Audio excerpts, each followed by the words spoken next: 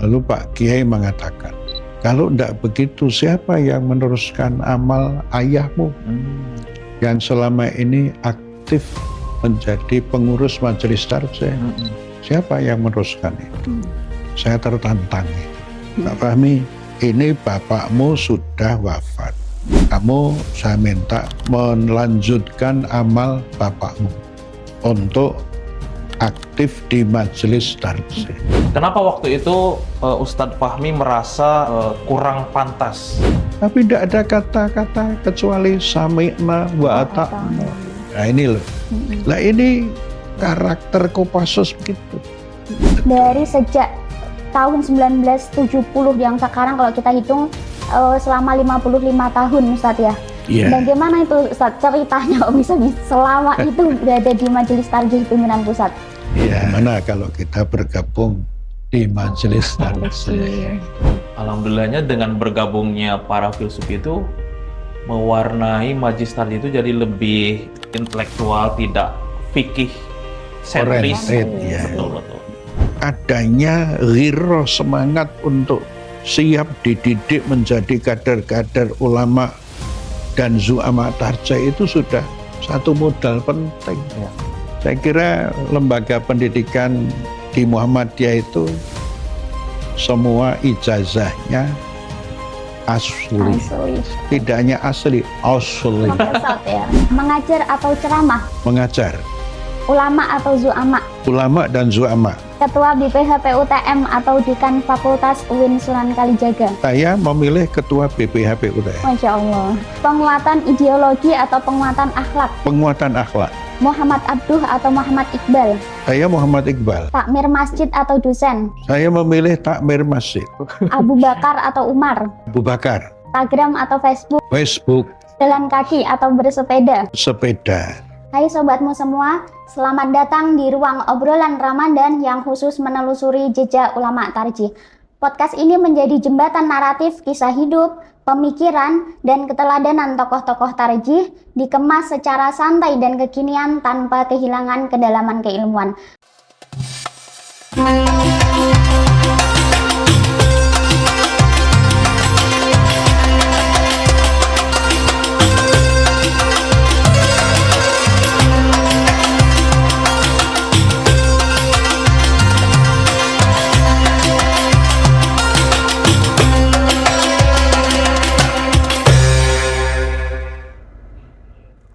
Assalamualaikum warahmatullahi wabarakatuh.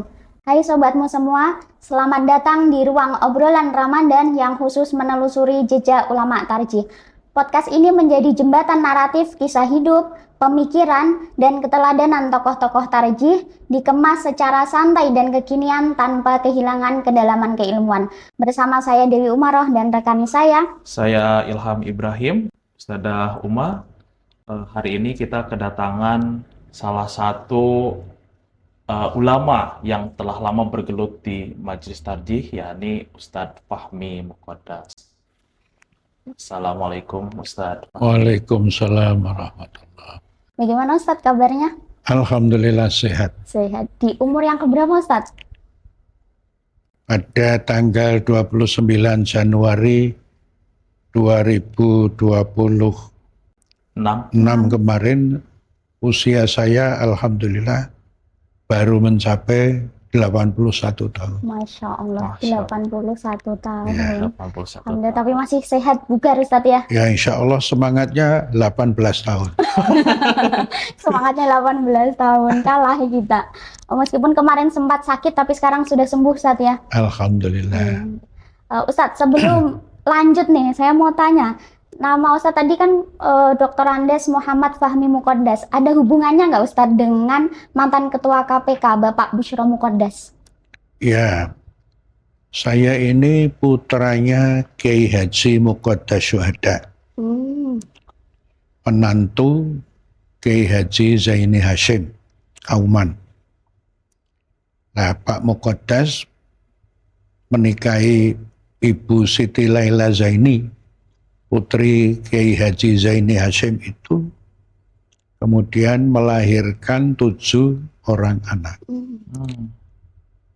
7 orang anak itu ya saya nomor 2. Mm-mm.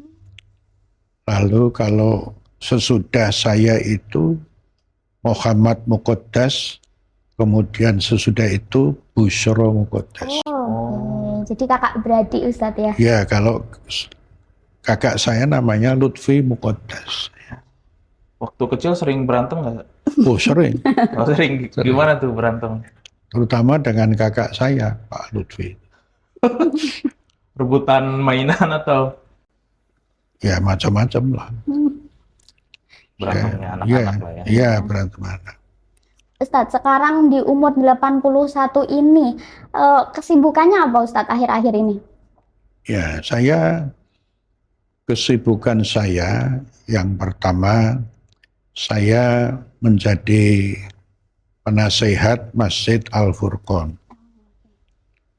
Tapi juga saya menjadi penasehat pimpinan ranting Muhammadiyah Nitian. Nitian. Di samping itu saya berkhidmat menjadi ketua BPH PUTM. Insya Allah sudah 3 periode ini. Tapi saya juga masih diberi tugas menjadi pengajar, menjadi ustadz di PUTM dalam mata kuliah akhlak, lalu MKI, Manajemen Kepemimpinan Islam. Berarti Ustadz jadi takmir iya, jadi mubalik iya, jadi pengajar iya, ngurus ranting juga. Apa yang membuat Ustadz Fahmi masih tetap semangat padahal udah di usia 18 tahun? Baik. Apa yang memberi katakanlah semangat pada diri saya itu karena saya meyakini bahwa hidup itu untuk beribadah kepada Allah. Qul inna sholati wa nusuki wa mahyaya wa mamati lillahi rabbil alamin. Jadi tujuan hidup adalah untuk beribadah.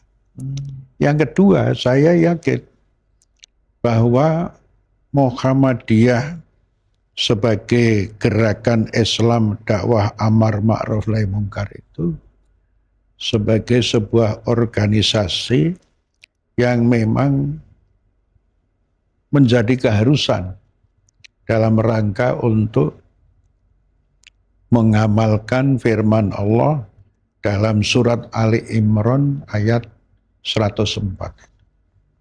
Di samping juga ayat-ayat Al-Quran yang lain. Untuk dakwah Islam amar ma'ruf nahi munkar. Nah, meskipun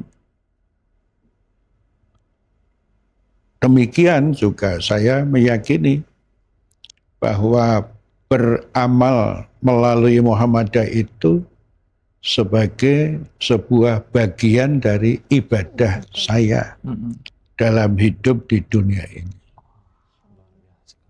Berarti memang ciri untuk salah satu tips agar tetap terlihat muda, kita harus memandang hidup itu sebagai ibadah dan dakwah. Betul. Insya Allah. Ustadz Fahmi, ini tadi sudah kelihatan walaupun baru permulaan Ustadz, ideologi Muhammadiyahnya kuat sekali. Ustadz Fahmi ternyata menjadi anggota Majelis Tarjih Ustadz selama 6 periode Ustadz ya. Dari sejak masa kepemimpinan Pak Wardan, kemudian Pak Azhar, Pak Asmuni, Pak Amin, Pak Syamsul, dan sekarang Pak Hamim Ilyas. Betul. Dari sejak tahun 1970 yang sekarang kalau kita hitung selama 55 tahun Ustadz ya. Iya. Bagaimana itu Ustadz ceritanya bisa selama itu berada di Majelis Tarjih Pimpinan Pusat? Ya, jadi begini, awal mula saya menjadi pengurus Majelis Tarjih itu karena ayah saya almarhum Kyai Haji Muqaddas Syuhada itu menjadi sekretaris pimpinan pusat Majelis Tarjih. Iya. Dan sudah cukup lama. Kemudian beliau wafat pada tanggal 24 Oktober tahun 1969. 69. Dimakamkan di makam Karanggajen. Wafatnya hari Jumat sore. Ya. Nah, setelah ayah saya meninggal itu, setahun kemudian saya dipanggil oleh Kiai Wardan di Bonengrat di Kauman. Dia kalau manggil saya, Nak Fahmi, Nak Fahmi, ini bapakmu sudah wafat. Kamu, saya minta melanjutkan amal bapakmu untuk aktif di majelis tarjih. Nah, ketika itu saya jawab, loh Pak Kiai, untuk menjadi pengurus majelis tarjih itu saya belum makomnya. Karena saya belum punya kompetensi sebagai seorang ulama. Kalau istilahnya Haris Zubair, mungkin saya masih tingkatnya baru. Waktu itu usia berapa, Sir? Tapi waktu itu saya tidak bilang begitu. Belum, istilahnya belum keluar. Iya, karena Kiai Wardan itu seorang kiai yang ilmunya dalam, luas wawasannya, dan seorang yang katakanlah menurut istilah saya juga seorang sufi. Saya tidak berani bercanda seperti dengan antum apa itu, tidak berani. Kecuali kalau antum besok sudah kiai, gitu. Amin. Sudah jadi nyai. Gitu. Nah, lalu Kiai, saya belum makomnya untuk menjadi ulama tarjih, mengurusi majelis tarjih. Lalu Pak Kiai mengatakan, ya, kalau tidak begitu, siapa yang meneruskan amal ayahmu yang selama ini aktif menjadi pengurus majelis tarjih? Siapa yang meneruskan itu? Saya tertantang gitu. Motivasi dari Kiai Wardan. Nah, tapi saya belum makomnya, kompetensi saya belum menjadi ulama. Gak apa-apa, semua itu berproses. Tidak ada sesuatu itu yang ujuk-ujuk. Nah, gitu. Nah, karena itu saya minta kamu aktif dulu di sekretariat majelis tarjih. Sekretariat dulu. Berarti awal-awal itu memang berada di wilayah ngurus-ngurus administrasi. Iya, gitu betul. ya. Waktu itu usia berapa, Mas? Ya, Tahun 70. tahun 70 saya kelahiran 45, jadi berapa tahun ya? Mungkin sekitar 25-an. tahun. Wah, 25 tahun berarti mudah sekali ya? Ya, masih muda. Kenapa waktu itu Ustadz Fahmi merasa kurang pantas? Apakah, kalau tadi kan karena faktor usia, dari sisi keilmuan, apakah Ustadz Fahmi merasa saya itu bukan lulusan pesantren, lulusan pesantren ya, Ustadz? Iya, mu'alimin. Iya, mu'alimin, Masya Allah. Iya. Berarti selama di mu'alimin, belajar apa saja, Ustadz? Selama di mu'alimin ya saya belajar Al-Quran, belajar sunnah, belajar ulumul tafsir, ulumul hadis, belajar bahasa Arab, juga belajar fikih, belajar ilmu falak, dan ilmu-ilmu lain yang mendukung. Ketika itu direkturnya adalah Kiai Haji Mawardi. Itu seorang ulama, pimpinan Majelis Hizbul Wathon yang berasal dari Kalibening, Banjarnegara. Itu direktur Madrasah Mu'alimin. Dialah yang menempa murid-muridnya, terutama saya, ditempa untuk menjadi calon pemimpin Muhammadiyah. Dengan ciri yang khasnya, disiplin, harus taat norma, taat aturan, berpikir yang merdeka, bebas, tetapi bertanggung jawab. Itu. Tapi dari Mu'alimin itu, setidaknya Ustadz Fahmi punya bekal untuk bisa bergabung di Majelis Tarjih. Ya, Nah, insya Allah. karakteristik kepemimpinan Ustadz Wardan Diponingrat itu seperti apa Ustadz ketika menjadi ketua Majelis Tarjih? Ya, kalau saya melihat dari segi akhlak dulu ya. Beliau itu seorang ulama yang soleh. Kesolehannya itu ditandai sedikit bicara, tetapi banyak bekerja. Pengendikannya itu sedikit. Beliau kalau ngendiko itu kalau perlu saja. Kalau enggak, diam. Tapi diamnya Kiai Haji Wardan itu, terutama ketika mimpin rapat itu, beliau selalu mencatat apa yang dibicarakan oleh. Kalau kemudian ada pendapat yang tidak sejalan dengan pemikiran beliau, kemudian beliau instruksi. Tapi para ulama-ulama tarjah itu ketika berpendapat didengar dulu oleh Kiai Wardan sampai selesai.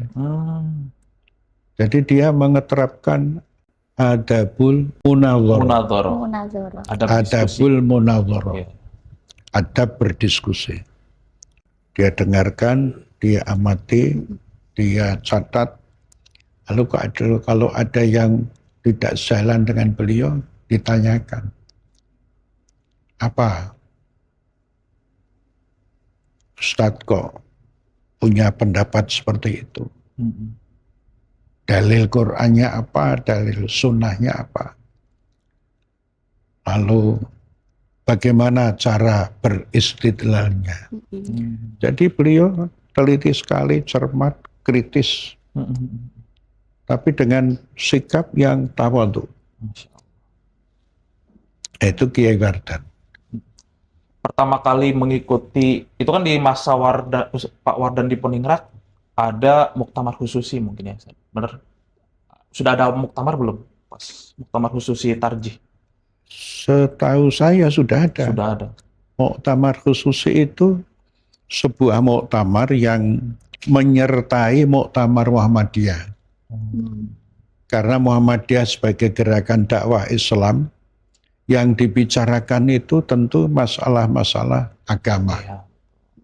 Di samping juga masalah-masalah ekonomi, sosial, budaya, agama, dan sebagainya.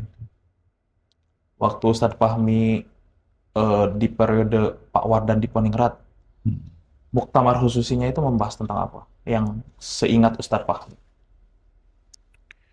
Kalau ketika setahu saya ya, saya tidak tahu persisnya apa.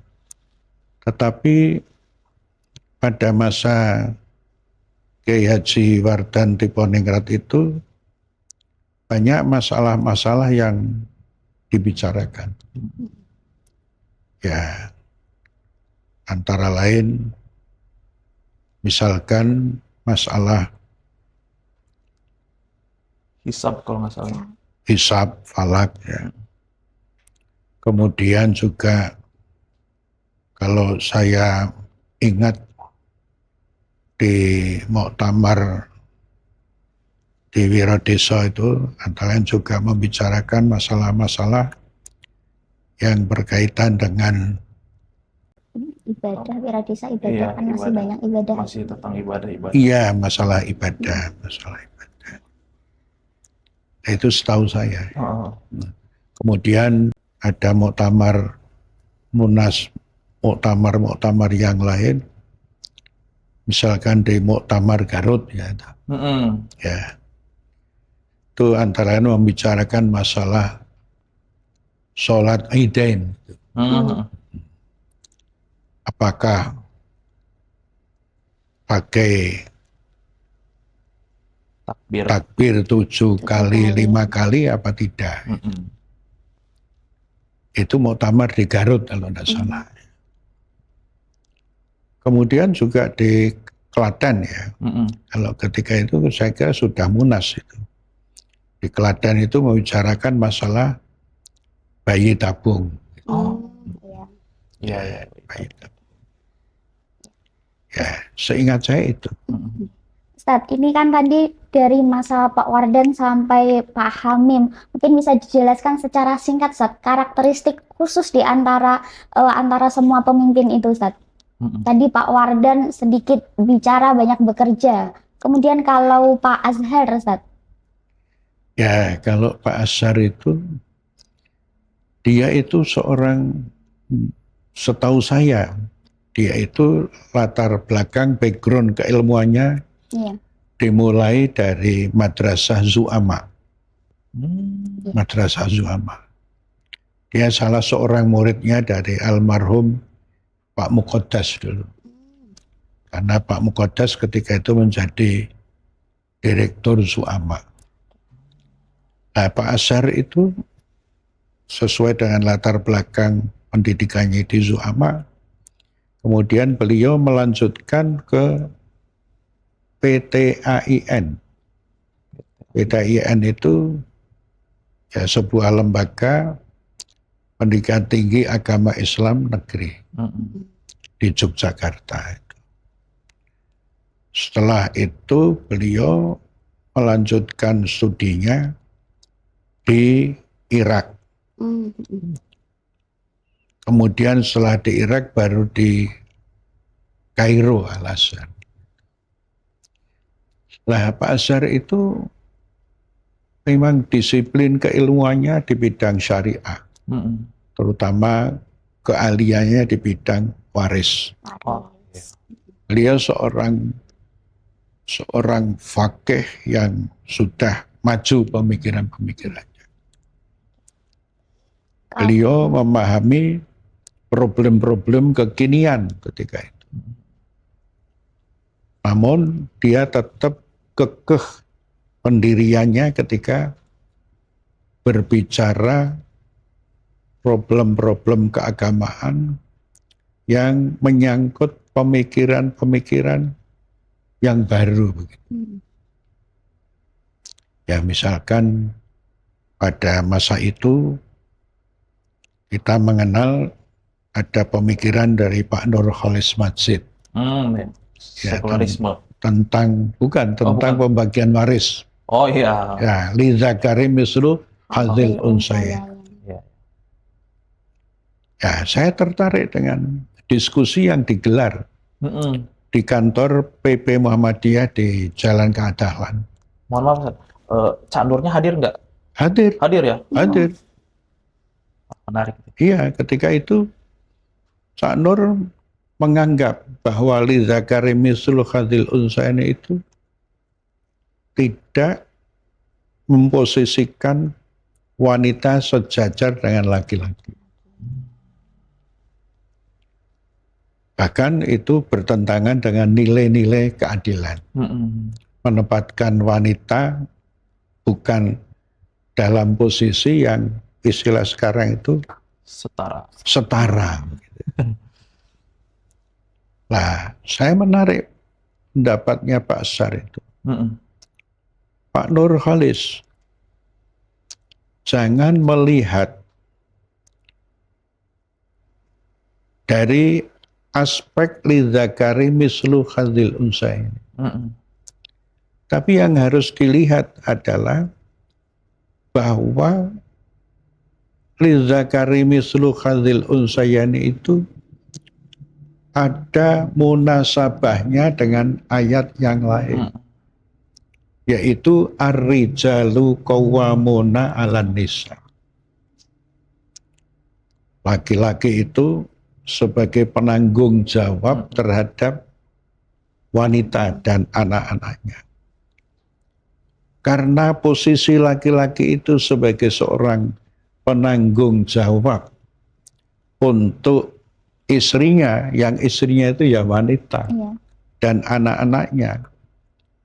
Maka laki-laki sejak awal dipersiapkan untuk mendapatkan bagian waris yang lebih besar dari wanita. Iya. Supaya dia menjadi seorang ar-rijalu qawwamuna 'alan nisa dan anak-anaknya yang betul-betul hebat dan bertanggung jawab. Nah, disitulah filosofinya kata Pak Asar. Wah, berarti Ustadz Fahmi menyaksikan diskusi antara Cak Nur dengan Iya, Masya Allah. Iya. luar biasa. tapi yang menarik, namun bisa ada pendekatan tasawuf begitu. Tasawuf itu ya ada permusyawaratan dalam keluarga ahli waris itu. Bahwa 1:2 itu tidak menjadi suatu yang mutlak. Dan ini diterapkan dalam keluarga saya. Setelah bapak meninggal, itu seluruh anak-anaknya tidak pernah membicarakan sama sekali tentang warisan. Mereka menyerahkan seluruhnya itu kepada ibu. Ya, ini semuanya adalah hak ibu. Dan ibu juga merasa senang. Anak-anaknya tidak pernah membicarakan itu. Sehingga ibu ya merasa mendapatkan satu kepercayaan dari anak. Lalu yang kedua, setelah ibu wafat, baru kita konsultasi dengan Pak Ahmad Azhar. Dia sebenarnya masih paman saya itu. Oh, iya. Oh, masih. Dari jalur keluarga Karangkajen. Nah, saya kalau manggil Pak Ahmad Azhar itu Lek. Yang saged Lek Ahmad rawuh wonten griya kula. Kalau bisa Lek Ahmad itu ke rumah saya untuk nyepui. Nyepui itu apa ya? Memandu. Keluarga kami, saudara-saudara kami akan membicarakan masalah waris. Lah Pak Ahmad Azhar ketika itu menyampaikan masalah. Bagaimana pendapatnya dia tentang li zakari misul khadil. Tetapi beliau menambahkan, ini tidak harus normatif seperti itu. Ada pendekatan tasawuf. Nah, ini disampaikan kepada rapat keluarga itu. Alhamdulillah, saudara-saudara saya yang dari laki-laki itu, ketika itu kalau tidak salah adik saya Muhammad Muqaddas itu. Baik, kalau gitu saya usul. Bagaimana kalau karena saudara kita bertujuh, masing-masing 1/7. Nah, ini. Rata, Ustaz ya. Rata. Ini tasawufnya di situ. Nah, sehingga semua alhamdulillah senang. Terutama adik-adik saya yang perempuan itu, wah senang sekali. Kelihatannya cerah. Cerah ceria.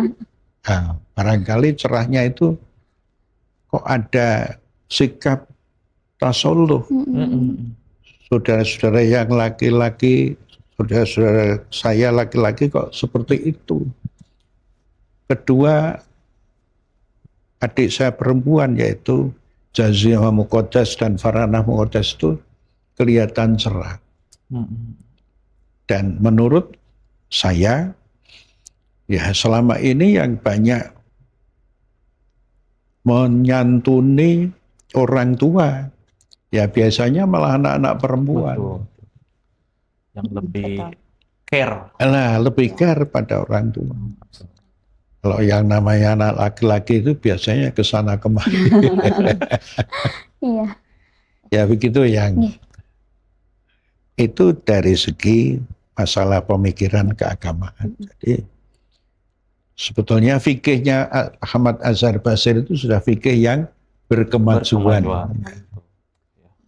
Ustaz, selama 55 tahun ya menjadi anggota Majelis Tarjih yang awalnya tadi ragu ketika diminta oleh Pak Wardan sampai kemudian naik menjadi anggota bahkan menjadi wakil ketua Ustaz, dari sejak masanya Pak Amin Ustaz ya itu menjadi wakil ketua Majelis Tarjih sampai kemudian di tahun 2022 dan sekarang menjadi ketua divisi.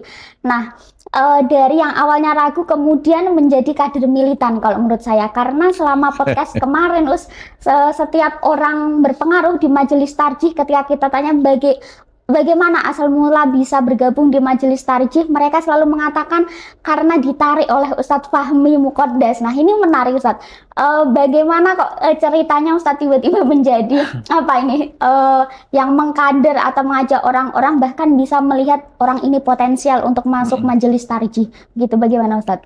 Iya, saya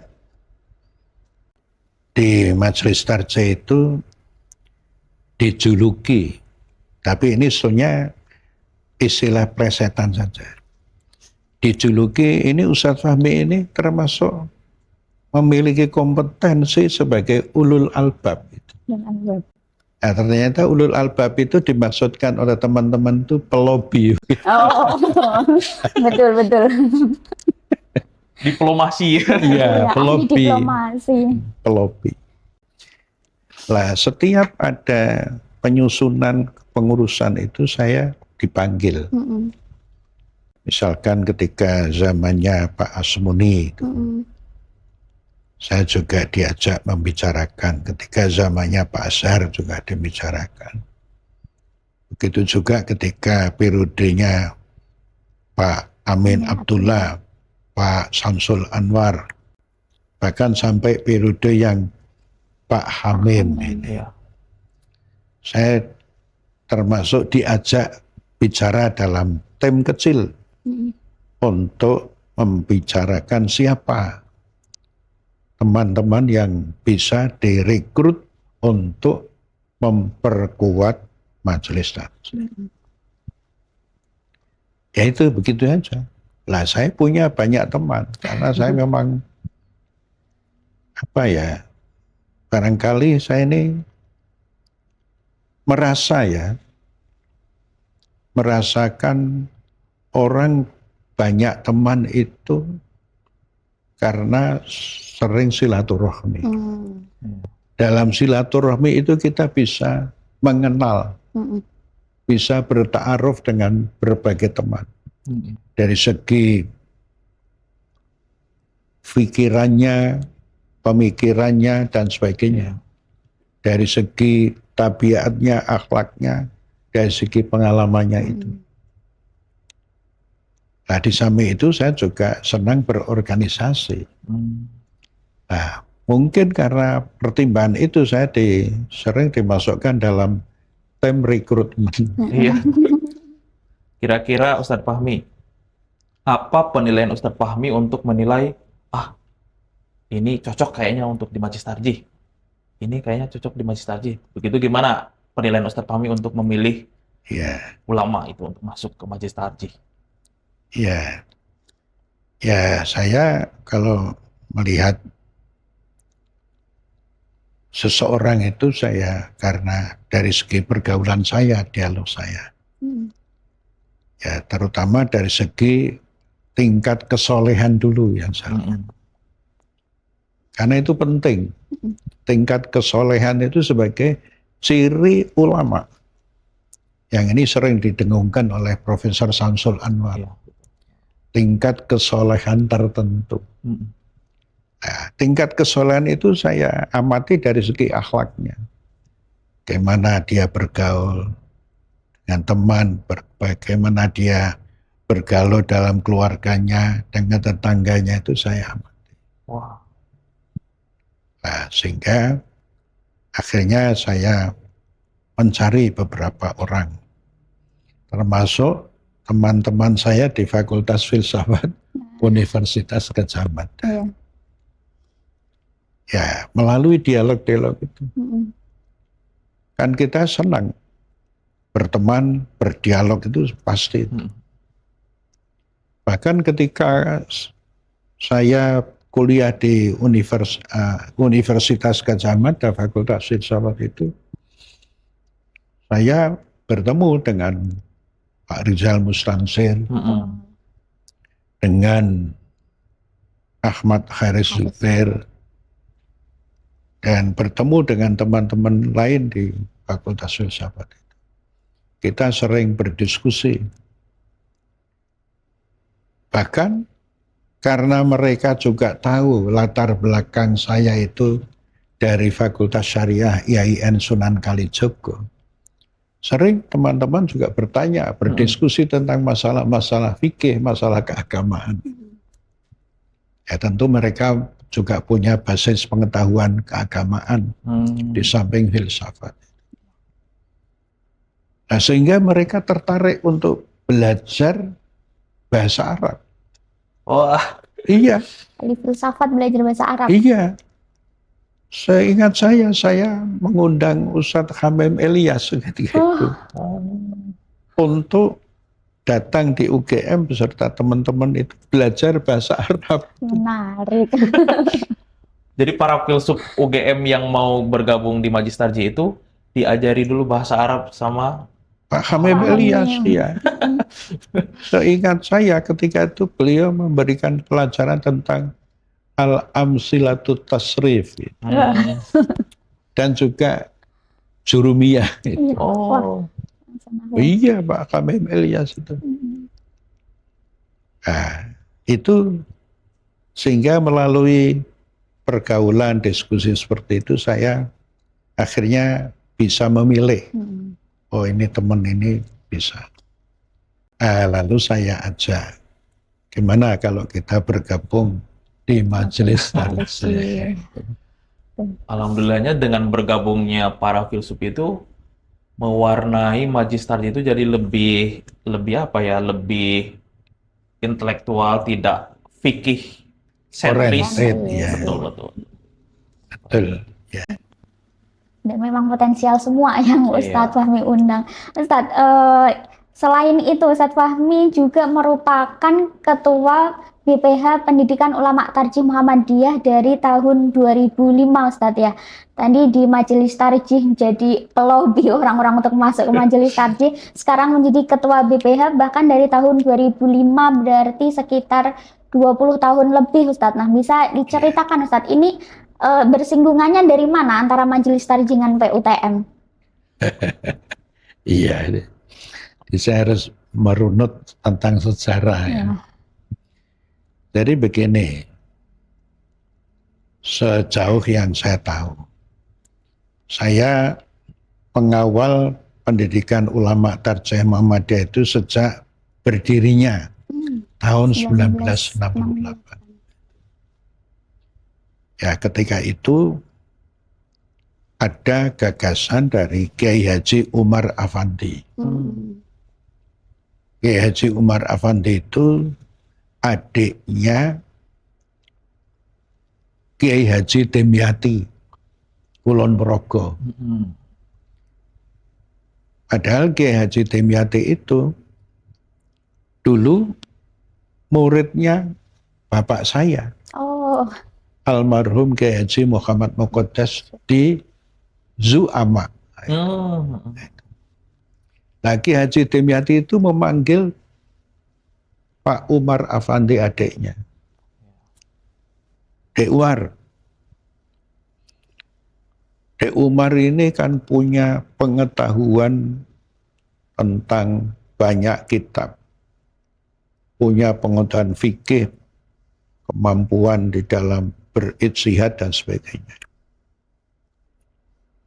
Apa tidak punya keinginan untuk merekrut anak-anak muda dari Noto Prajan, dari Suronatan, dari Kauman yang itu merupakan pusat gerakan Muhammadiyah, dididik menjadi ulama-ulama tarjih. Itu awal pemikirannya. Lalu Pak Kiai Umar merasa mantap, dihargai ilmunya oleh kakaknya itu. Lalu Kiai Umar sowan ke Kiai Wardan di Kauman. Sowan ke sana membicarakan tentang gagasan ini. Lalu oleh Majelis Tarjih dirapatkan di Sidakan. Semua mufakat perlu dilahirkannya pendidikan ulama tarjih Muhammadiyah. Semua mufakat. Lalu diawali pendidikan ulama tarjih Muhammadiyah itu di Masjid Taqwa Suronatan. Masjid Taqwa Suronatan. Nah, di Masjid Taqwa Suronatan itu ada serambi bertingkat, itu tempatnya para santri-santri itu ada di atas, lantai atas. Kalau nanti ada kajian baru ke bawah. Di situ ada, sudah dilengkapi dengan babut, bantal, kasur, dan sebagainya. Nah, lalu yang diterima ketika itu kalau tidak salah ya sekitar 15 orang. 15 orang. Tapi itu penyampaian informasinya bagaimana Ustadz? Telah dibuka pendidikan ulama tarjih itu melalui Di apa? radio atau di koran? Ya, ketika itu kan ada suara Muhammadiyah sudah. Oh, iya. di suara Muhammadiyah. Iya, Majalah sudah tertua ada suara Muhammadiyah itu. Iya, betul. Lalu di samping itu juga melalui pengajian malam Selasa di Kauman. Itu pengajian yang sudah rutin yang digelar oleh Majelis Tabligh, yang para pengajarnya itu ya kiai-kiai tarjih. Sampai sekarang pengajian malam Selasa masih ada. Masih ada. Kalau tidak salah di Mu'alimin. Ya.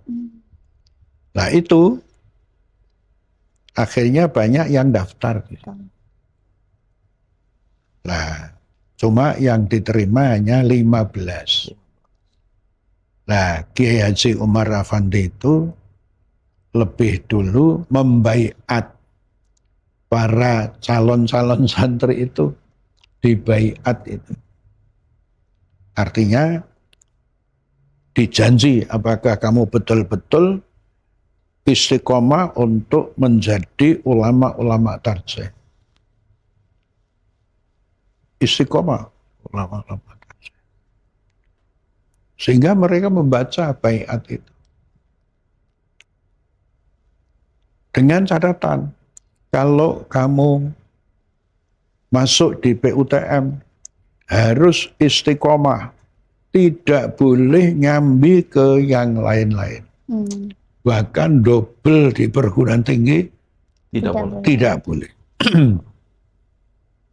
Sehingga ya banyak teman-teman yang daftar di situ, ya harus fokus. Ya pendidikannya sama dengan yang PUTM sekarang ini. Diasramakan. Kemudian ceritanya Ustadz Fahmi kemudian menjadi ketua BPH itu bagaimana sih? Tahun 2005. Ya ketika itu BPH PUTM itu dari pimpinan wilayah Muhammadiyah. Lalu mereka BPH dari BWM itu setahu saya, seingat saya, Pak Kiai Haji Dr. Andes Jamroni, itu menantunya Kiai Haji Ahmad Badawi. Tapi ya karena masalah usia, lalu ketika itu BWM mengadakan rapat, kemudian disepakati saya untuk menjadi ketua BPH PUTM. Karena ketika itu PUTM masih di bawah PWM DIY. Nah, lalu akhirnya kemudian ditunjuk mudir ketika itu Kiai Haji Ustadz Sa'ad ya. Ya. Ustadz Sa'ad Abdul Wahid itu menjadi mudirnya. Lalu saya menjadi ketua BPH-nya. Nah, itu awal mula saya ditunjuk menjadi ketua BPH. Hanya memang saya punya tugas yang cukup banyak ketika itu. Tugas yang paling awal adalah bagaimana membuat satu lembaga BPH itu betul-betul bisa berfungsi dengan baik. Agar bisa mendampingi mudir di dalam penyelenggaraan seluruh kegiatan-kegiatan PUTM. Apalagi karena PUTM itu tidak berbayar ya. Iya. Mereka pada umumnya berlatar belakang ekonomi menengah, ekonomi bawah, dan dari orang tua mereka itu memang punya keinginan harus ada di antara anaknya itu untuk menjadi ulama Tarjih Muhammadiyah. Nah, ini buat kami dari BPH itu adanya ghirah semangat untuk siap dididik menjadi kader-kader ulama dan zu'ama tarjih itu sudah satu modal penting yang harus kita hargai.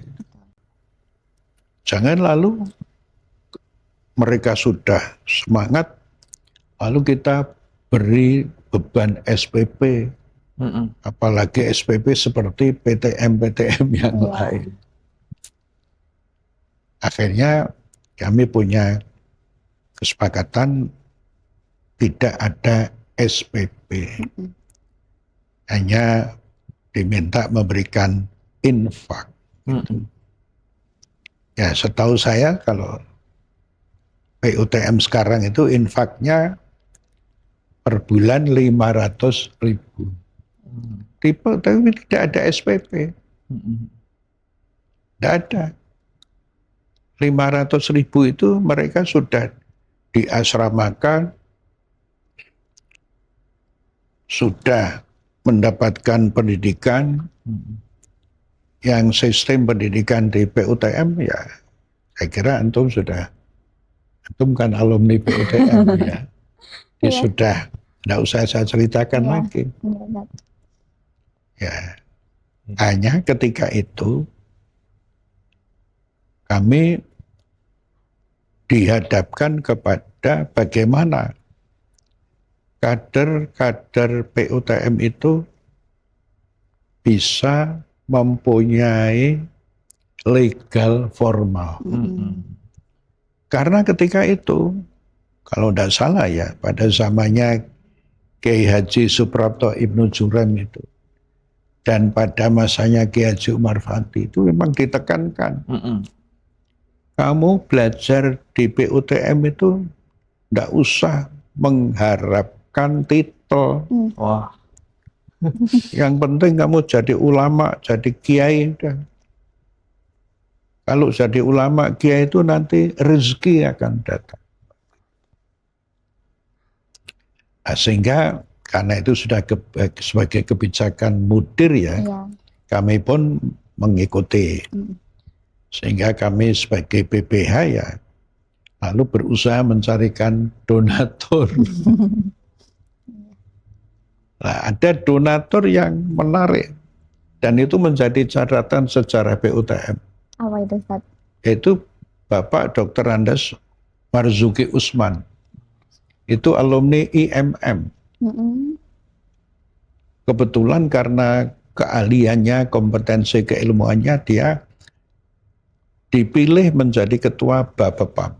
Bapepam itu Badan Pengawas Penanaman Modal Asing. Yang kemudian pada gilirannya dia menjadi Menteri Pariwisata. Seorang ekonom. tapi dia aktivis IMF. Saya disambati oleh Ustadz Ibnu Jurem. Bahkan ketika berbicara dengan saya itu berkaca-kaca matanya. Karena PUTM sudah tidak punya dana. Akhirnya saya kok tiba-tiba muncul ini. Mungkin ini yang disebut dengan Irfani. Wah, Intuisi. Intuisi. Oh iya, saya punya teman yang namanya Marzuki Usman. Piye Kang? Saya kalau menyebut Pak Prapto, piye Kang? Mau ndak ke Jakarta untuk menghubungi Pak Marzuki Usman? Akhirnya kita ke Jakarta. Nah, karena dia seorang direktur, ya, artinya seorang pimpinan, staraf dengan menteri. Ya. Itu memang hotelnya itu kalau tidak salah 12 lantai itu. wah, Masya Allah. Baru kali itu saya orang dari Jogja paling mengenal Ambarukmo. Baru mau. Nah, itu 12 lantai Iya. dengan aturan-aturan yang ketat. Alhamdulillah ketika kami bilang akan dipanggil oleh Pak Marzuki Usman, langsung diantar. wah, Dengan Ustadz Ibnu Jurem kami berbincang-bincang tentang PUTM. Tertarik Pak Marzuki Usman. beruntung waktu itu sama Ustadz Fahmi ya, yang ulil albab itu. Iya, betul. Lebih ulung. Iya ini. Alhamdulillah Pak Marzuki Usman itu tertarik tentang program PUTM itu. Akhirnya baik Pak Fahmi, kalau saya nanti ke Jogja tak kabari, saya ingin melihat dulu bagaimana proses belajar mengajar di PUTM. Saya antar ke Jogja. Pas ke Jogja dia saya antar ke Suronatan Masjid Taqwa. Melihat tempat tidurnya, tinggalnya, wah amat sangat sederhana. Dia sampai tersentuh. Masya Allah. Ini calon-calon ulama Muhammadiyah amat sangat sederhana sekali. Tersentuh. Kemudian dia tanya pada saya tentang masalah pembiayaan. Berapa. Saya sampaikan. Akhirnya keluar kata-kata Pak Marzuki Usman. Baik Pak Fahmi. Saya siap membiayai satu angkatan ini. Masya Allah. Saya tanggung semua. Sampai lulus, Ustaz. Iya, Masya dari semester pertama sampai ditanggung. Bahkan dia menanyakan, ini dosen-dosen asatidnya datang ke sini tuh naik apa? Ya ada yang sepeda, ada yang pakai motor, ada sebagian pakai mobil. Apa enggak punya mobil PUTM? Ya sementara ini belum punya. Apa Pak Marzuki ingin berinfak? Saya bilang gitu. Langsung ditembak gitu. Iya saya tembak. Ini tembakan saya dengan senyum. Alhamdulillah Pak Marzuki, baik. Nanti saya beri surat segera mengambil mobil baru. Di dealernya ketika itu diberikan Daihatsu. Wah, di zaman itu udah mewah sekali ya, San. Ya. Nah, karena saya ketika itu sudah jadi pengurus majelis sarjah, nah, saya bilang pada Pak Marzuki, bisa enggak ini kecuali untuk PUTM dimanfaatkan untuk majelis sarjah? Oh silakan. Oh. Ya karena majelis sarjah itu juga majelis yang dalam tanda petik itu majelis yang mukhlisin. Juga perlu infak juga majelis taklim ya. Oke. Ya, Sehingga Pak, Akhirnya Majelis Tarjih bisa memanfaatkan mobil tadi untuk menjemput rapat-rapat itu. Nah, inilah salah satu catatan saya. Ustadz Fahmi, saya rasa penasaran saya dari dulu ini. Kenapa menyebut alumni PUTM itu sebagai Kopassus? Apa itu? Kopassus apa gitu? Kopassus Muhammadiyah. Kopassus Muhammadiyah. Ya, saya ingat. Karena begini ya. Karena itu ada pengalaman historis buat saya. Jadi ketika bangsa kita ini pernah dikagetkan dengan peristiwa G30 SPKI itu di bawah kepemimpinan Pak Soeharto yang ketika itu mendapatkan surat perintah 11 Maret ya, Super Semar ya, untuk menyelesaikan semuanya itu.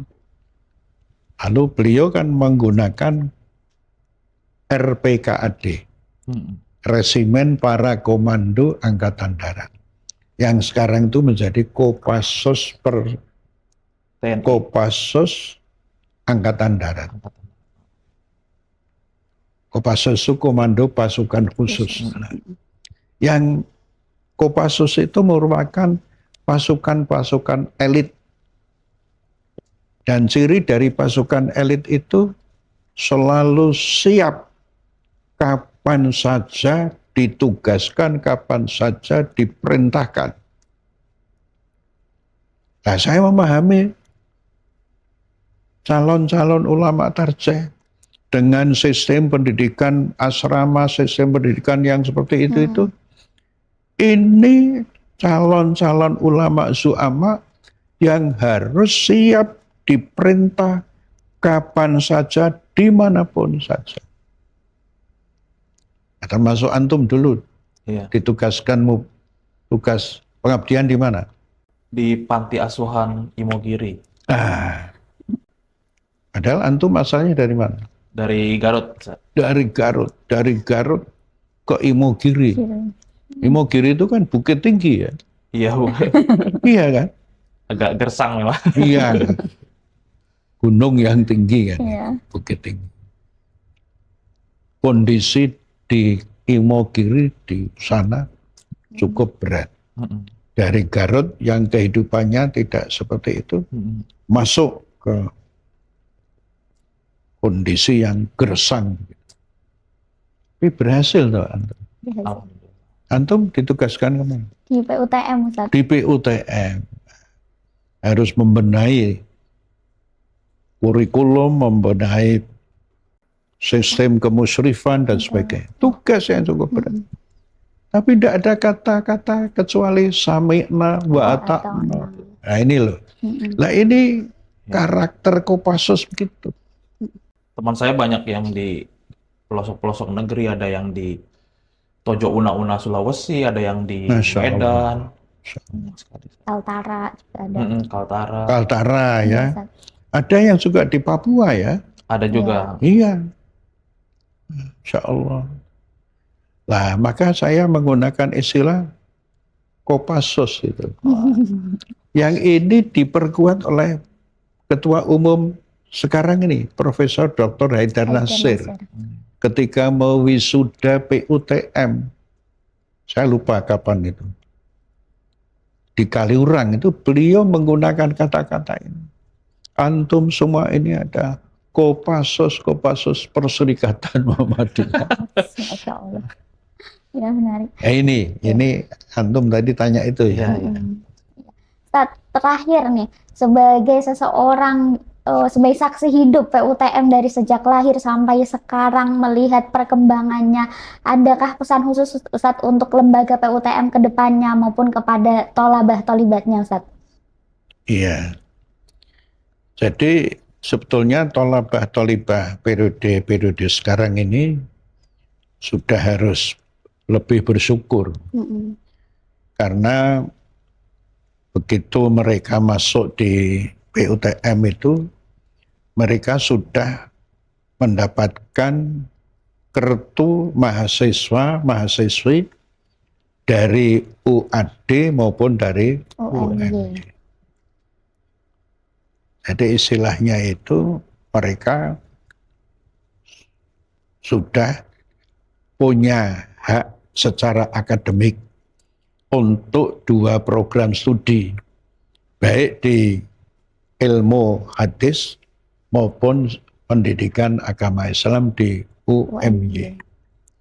Jadi ini sesuatu yang sudah harus disyukuri, yang pada periode sebelumnya tidak pernah terjadi. Karena mereka tidak mendapatkan kesempatan untuk berijazah legal formal. Insya Allah kalau yang sekarang ijazahnya asli semua ya. Iya. Saya kira lembaga pendidikan di Muhammadiyah itu semua ijazahnya asli. Tidak hanya asli, asli. Ya. Ya. Jadi PUTM pun juga ijazahnya asli. Karena sudah mendapatkan banyak privilege tadi, seharusnya tolabah-tolibat PUTM bisa menjadi Kopassus Muhammadiyah, Ustaz ya. Iya, karena setelah pengabdian selesai mereka kan diwisuda oleh PP Muhammadiyah. Ya. Setelah diwisuda mereka diberi kesempatan untuk melanjutkan S2, S3. Dan nyatanya juga banyak para alumni-alumni PUTM yang berhasil. Alumni yang sekolah di UAD, ya, kuliah di UAD itu pada umumnya lulusnya cum laude. Bahkan mereka mewakili wisudawan untuk mewakili seluruh wisudawan. PUTM. Yang di UMY juga begitu. Setelah mereka selesai dari UAD, UMY mereka melanjutkan, ada yang ke perguruan tinggi negeri. Misalkan melalui LPDP ini. Ini ada Ustadz Niki Alma itu. Ini termasuk sukses itu. Di PUTM sukses, di Universitas Malaysia itu kalau yang lain-lain itu 2 tahun, dia tidak sampai 2 tahun sudah magister. Dan sekarang saya dengar sedang dalam proses untuk program doktor. Alhamdulillah. Kita hadirkan saja Ustadz Niki Alma. Oh, ada di sini ya? Oh, ada di sini. Nggak kelihatan, gelap ini. Iya. Oke. Jadi begitu Ustaz nggih, apa pesan untuk tolabah-tolibat PUTM, karena sudah banyak fasilitas yang diberikan, maka tidak ada alasan untuk tidak bisa menjadi Kopassus Muhammadiyah. Baik, Ustaz, pertanyaan terakhir Ustaz nggih. Oh iya. Jawab cepat, pilih antara A atau B. Oh iya. Oh, teka-teki ini ya. Teka-teki. Yang pertama, mengajar atau ceramah? Mengajar. Ulama atau zu'ama? Ulama dan zu'ama. Baik. Ketua BPH PUTM atau Dekan Fakultas UIN Sunan Kalijaga? Ya. Saya memilih Ketua BPH PUTM. Masya Allah. Meskipun pernah menjadi dekan. Iya. Ya. Penguatan ideologi atau penguatan akhlak? Penguatan akhlak. Muhammad Abduh atau Muhammad Iqbal? Saya Muhammad Iqbal. Takmir masjid atau dosen? Saya memilih takmir masjid. Abu Bakar atau Umar? Abu Bakar. Instagram atau Facebook? Facebook. Jalan kaki atau bersepeda? Bersepeda. Tengkleng atau sate kelatak? Tengkleng. Tengkleng. Masih aktif konsumsi tengkleng kan? Alhamdulillah. Tadi malam penutupan Ramadan. Saya ikut sejak pertama sampai selesai. Saya yang ini aja udah nggak berani makan burger nih, Ustaz. Saya makan. Nanti nunggu minta tipsnya. Baik, sekali lagi terima kasih kepada Ustadz Fahmi Muqaddas sudah hadir di sini. Dan bagi sobatmu semua, semoga banyak sekali ibroh yang bisa diambil dari kisah inspiratif Ustadz Fahmi Muqaddas. Saya Dewi Umaroh dan rekan saya. Saya Ilham Ibrahim, mohon undur diri. Silakan disaksikan podcast-podcast kita yang lain, hanya ada di Tarjis Channel dan Muhammadiyah Channel. Assalamualaikum warahmatullahi wabarakatuh.